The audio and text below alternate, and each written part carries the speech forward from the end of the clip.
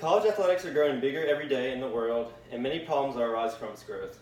One of the biggest problems collegiate athletes face is the full-time job schedule that comes with the responsibility of being a collegiate athlete. There are many solutions to fix this problem. With these solutions are many opportunities, and without these solutions are many harms. I hope to persuade you that this issue is problematic and something needs to be done.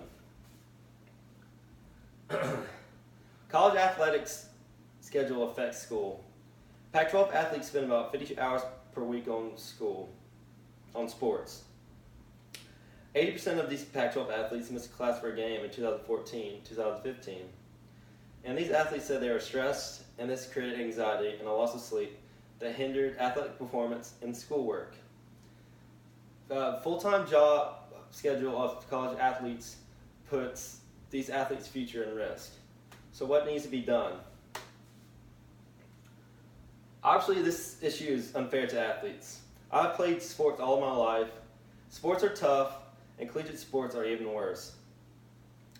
The long, hard schedule makes it even more rigorous. So what can be done?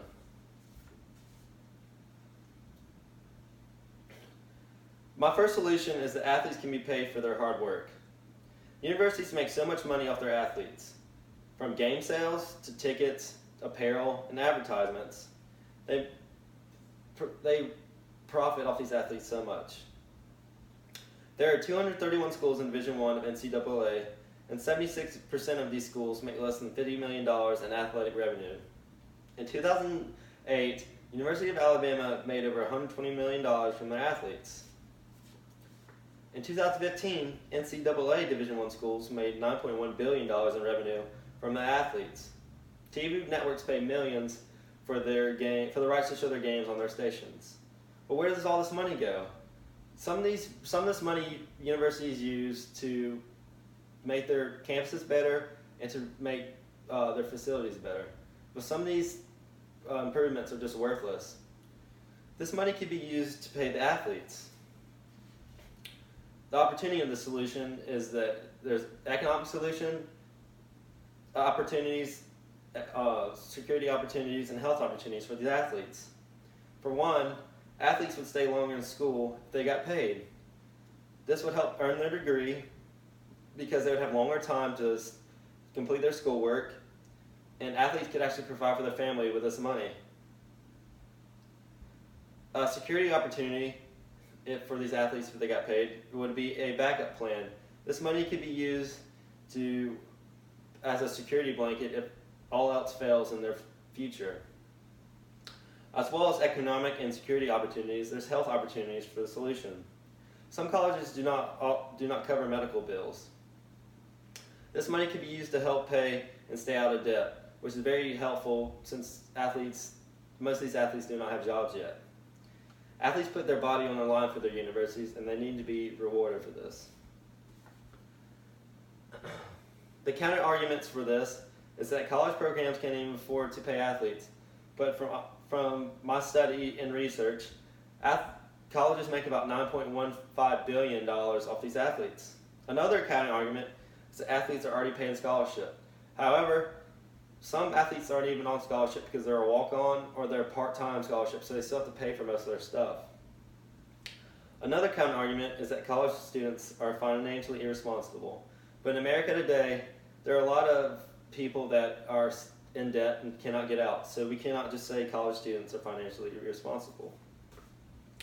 My second solution is that we should move the schedule of a full-time student to the part-time student athlete. Universities could offer lifetime scholarships. With the full-time student schedule, these athletes have about 12 hours of classes, and we can make it fewer so athletes can have more time to work on their smaller classes and still earn their degree, but in a longer time period. They can make up this work during the free time after their sport is done and during the summers. But the only problem with this is that athletes may not have that time. The harms of not using these solutions is that they lose out on money. Over 4 years, football players are estimated to lose out on $450,000, and basketball players are estimated to lose about $1 million. This can be from game sales, tickets, and just apparel, that if they were paid, they could be paid this amount of money. Another harm is that athletes need this money. In a study in 2009-2010, 1/3 of collegiate players were $3,000 to $5,000 under poverty line. This money could help them provide for their families and get above that poverty line. Another harm is that athletes don't have a backup plan. 9.1% of baseball players go professional, 1% of basketball players go professional, and 1.5% of football players go professional. This low percentage means that athletes can't just rely on going professional to earn money. Some athletes finish college without a degree because they want to go professional. They have no job and no money, so how are they supposed to provide for their families? The money that they earn during their college from the solution could help them out tremendously.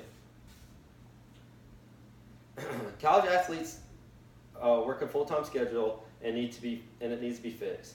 In 2013-2014, more than 19,000 teams competed in the NCAA.